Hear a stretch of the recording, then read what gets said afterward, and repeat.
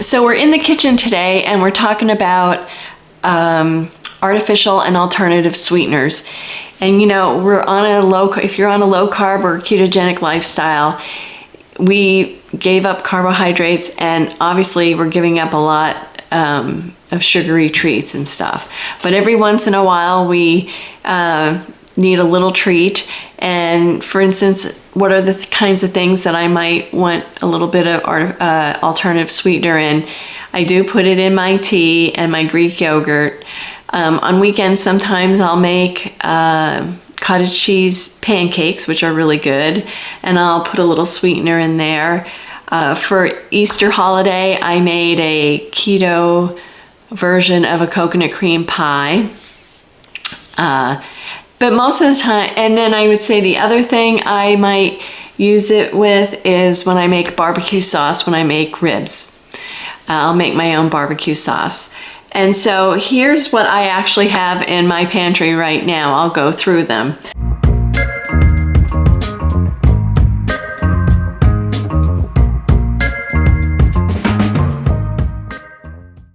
I'm gonna start and I'll show you, I keep them in containers.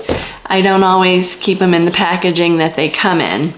And so I'll start with the first product. It's called Swerve and I'll show it up on the screen here.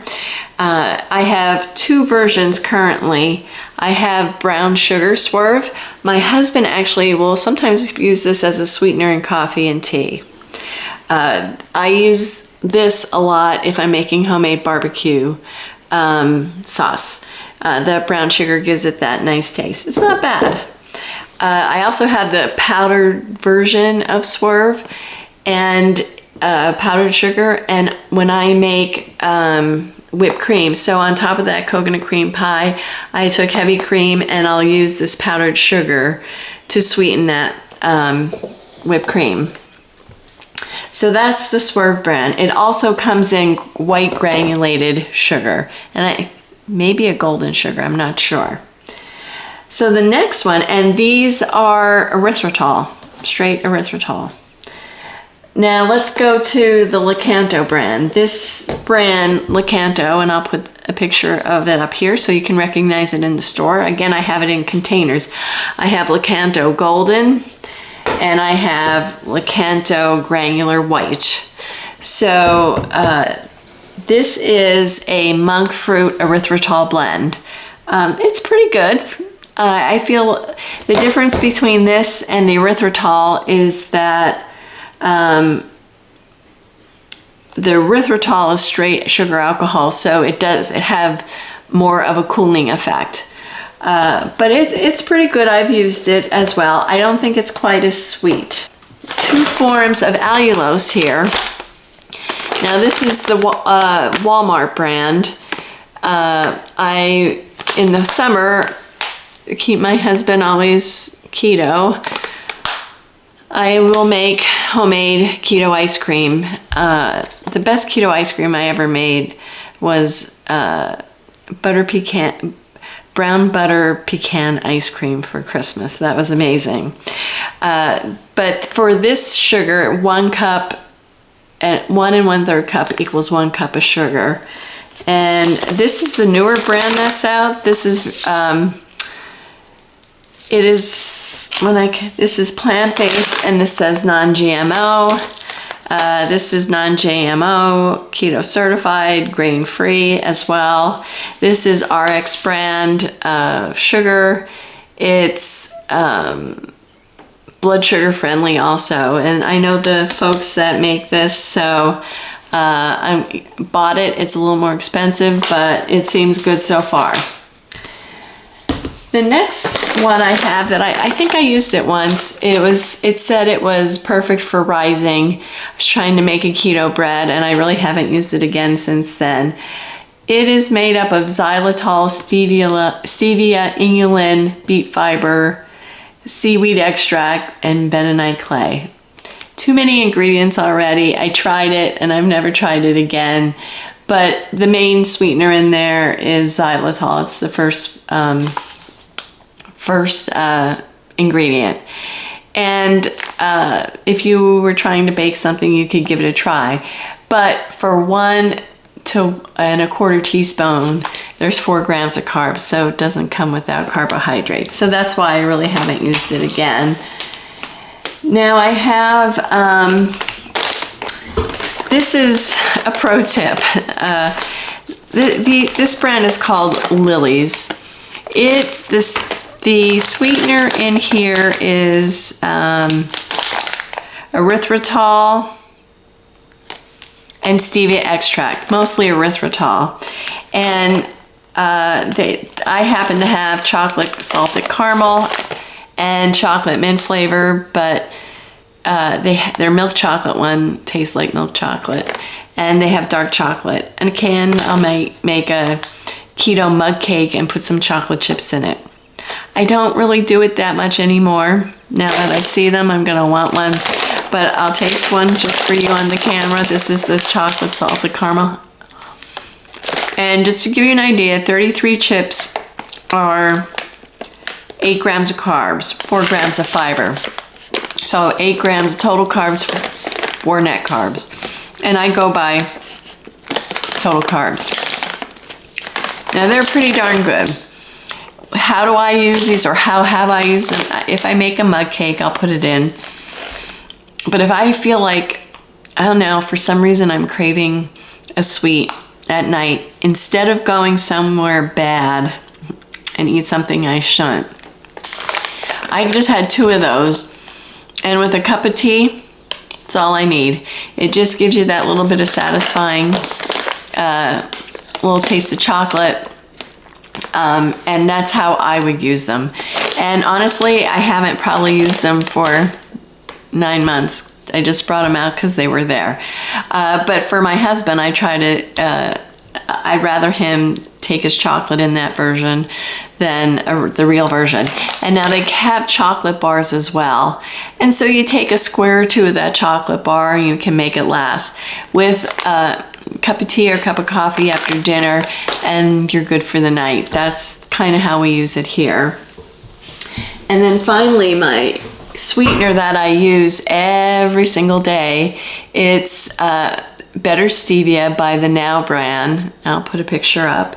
And I get the glycerite. If you're gonna buy this, you wanna get the glycerite. It gives it a little bit of glycerin in there, I guess, and it makes it a little thicker because it's very sweet. You don't need a lot.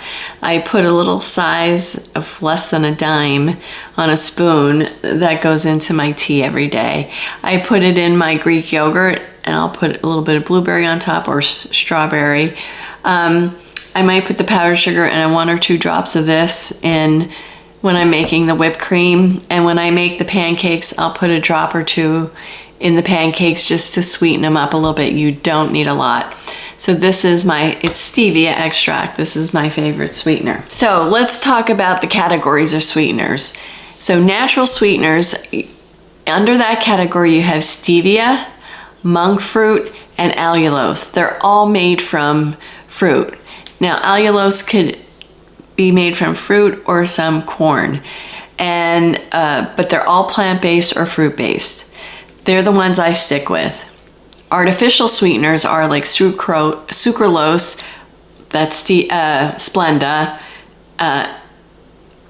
aspartame, and saccharin.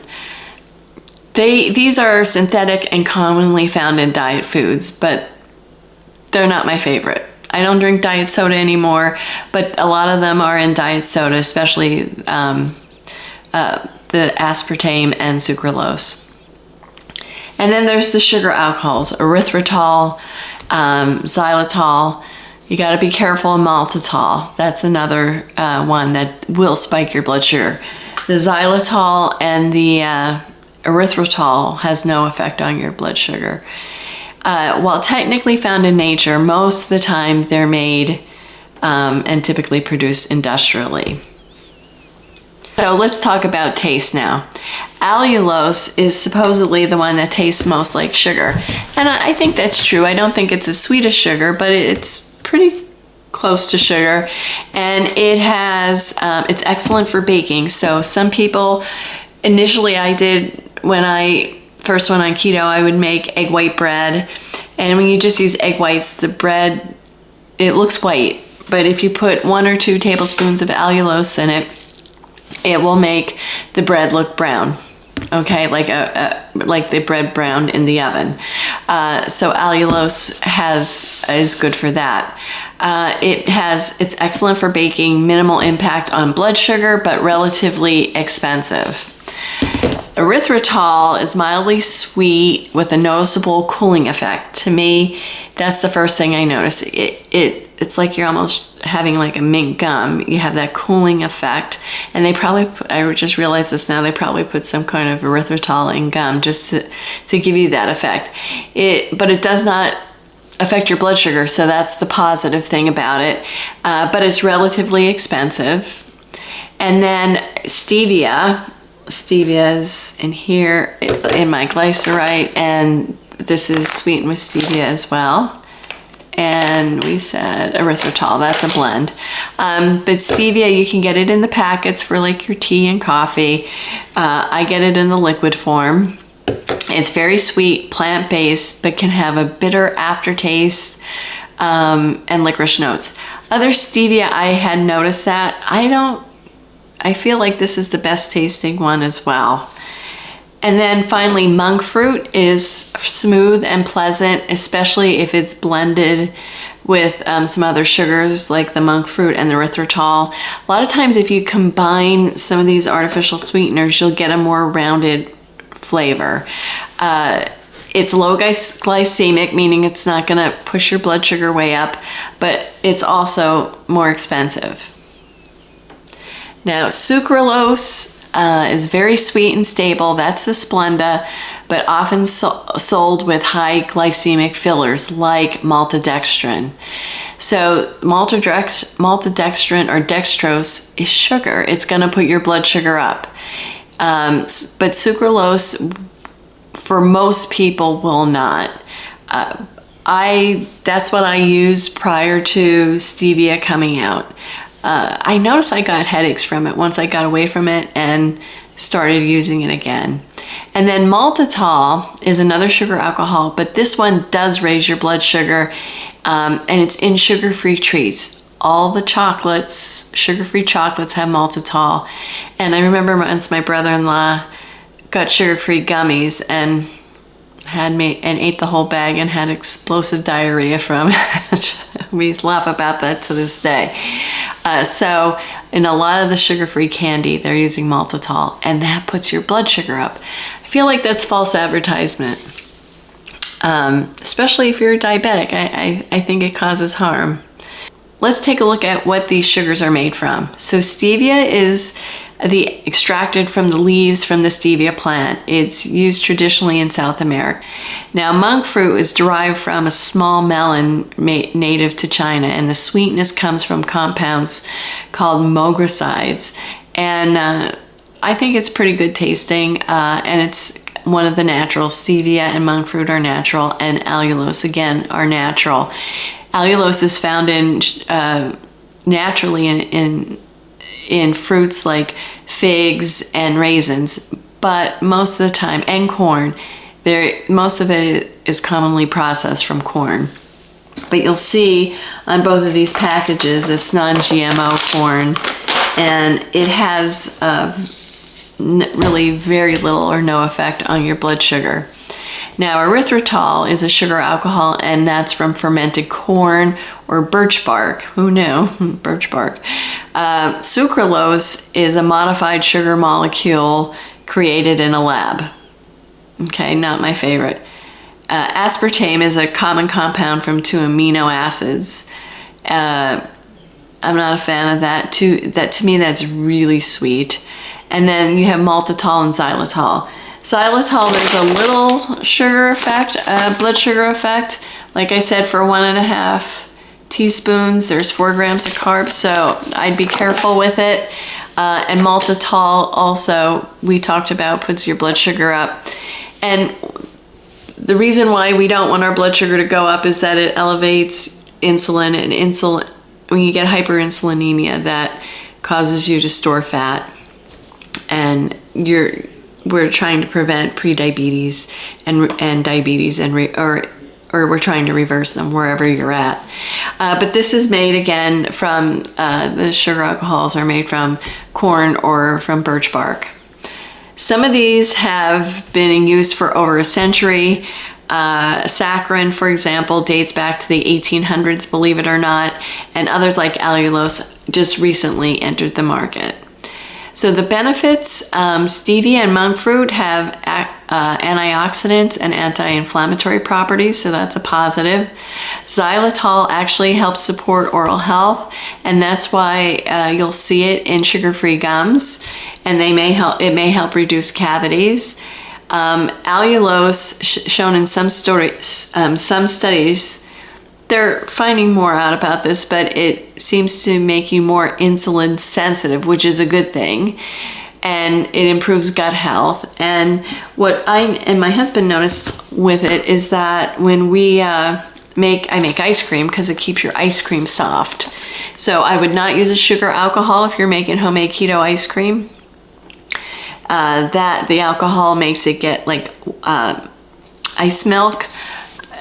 The allulose keeps it soft and makes it scoopable.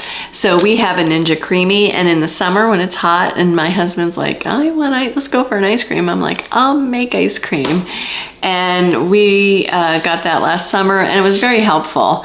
I was using the Walmart brand, but I spent a little bit of extra money this time. I haven't made ice cream with it yet, but my plan is, I think I might try this in my tea tonight. I didn't try it yet, but this has those benefits as well, and it's very low glycemic. No calories, no net carbs, and zero glycemic response. So that's a very positive. All positive effects.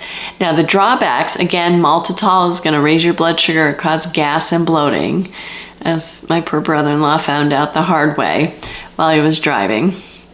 Erythritol is generally tolerated very well, but high amounts can still give you some GI discomfort if you're not used to it. So I would say go lightly with all these and see how you're going to respond before you have a big keto dessert with it. And then the aspartame and saccharin are controversial. The study that they're talking about, like with the saccharin, they gave so much to the mice that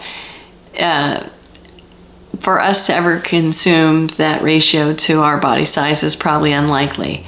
However, I choose not to use it, and I choose not to, I never liked aspartame. I just didn't like the taste. And the other thing you want to be very careful of, if you do use xylitol, is very toxic to dogs, so you want to make sure you store it out of caution away from your pets. So if we had to have categories, who would win best overall? Well, I would say allulose and monk fruit blends. They're excellent in taste, they're low in glycemic response, and they're great for cooking. So those are the two that I would say I use the most. I don't use them a lot, but when I do use them, they're the ones I like. The best budget options would be erythritol and pure stevia, if you don't mind the taste. So sometimes they mix it. Let me just make sure there's no other. Now this is 100% stevia, and I like it. Sometimes they'll mix it with monk fruit as well. And which ones I would use occasionally, the xylitol, because of pet safety and tolerance concerns. So let's do the budget breakdown. The ones that cost the most are the allulose and the monk fruit. Yeah, allulose and monk fruit cost the most. And they're natural, okay? And then the moderate costs would be the stevia, again, natural, and the erythritol. And then low cost would be sucralose, aspartame, and maltitol, okay? And so check your keto products and low carb products closely And the ones that are a little bit more money is because they might be using the better sugar. And that's a choice you're gonna have to make. I choose to maybe spend a little more for the better sugar. But these come with a trade-off in health and taste. So always read the labels carefully. A cheap sweetener may include high glycemic fillers like maltodextrin and dextrose. So be careful with that. They all will put up your blood sugar. And then let's go over some final tips. Before choosing a sweetener, look for blends without additives. So why they use maltodextrin sometimes if they are adding a flavor, like let's say you're getting sugar-free lemonade, right? The flavor, they need something to carry the flavor of that product. And they might have stevia in there, but they put the maltodextrin in to add the flavoring. And that's when it's a powdered product. If you have a liquid product, then they won't have to do that. But that's when you have like a powdered product, you'll see maltodextrin sneak in. You want to test your individual response. Check your own blood sugars. You know, it's a pain when you have to stick yourself, but I would check myself in an hour and then 2 hours.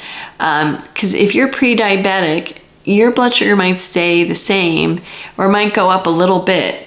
But as your beta function declines in your pancreas, your blood sugar is going to stay elevated. Might not be real high, but may stay a little elevated for a longer period of time. So it's not just how high you go, it's how long it takes you to come back down too. And the best way to do that, and when I started the ketogenic diet, I used a continuous glucose monitor frequently, and I tested all the foods on me. And pretty much everybody can get one now. You're only supposed to get them if you have diabetes, but you can get them. And they're not cheap. One sensor will last 2 weeks. So that's about, the last I did it was about $90 per sensor. But to me, it was the best behavior modifier. And I forced my husband to do it too. And he saw what his Dunkin' Donuts sweet cream did to his coffee and to his blood sugar. So I think it's very helpful. And I'll leave that there. All right, so test yourself and how you respond, and then consider your digestive tolerance and personal taste preferences. If you have sugar alcohols and they cause you distress, then pick a different one, a stevia or monk fruit. And then remember, sugar-free doesn't always mean keto compatible. So I hope today's guide helped you make some informed decisions and health conscious choices when it comes to sweeteners. Like this video, subscribe for the evidence-based keto insights, and comment below with your go-to sweetener. I also will put a link in. I've made for you to download a sweetener comparison chart where I take all these characteristics of all these sweeteners, so you can download it and take it with you to the grocery store and make the best decision. And I'll put the link in the description. So until next time, stay well, stay low carb, and choose wisely.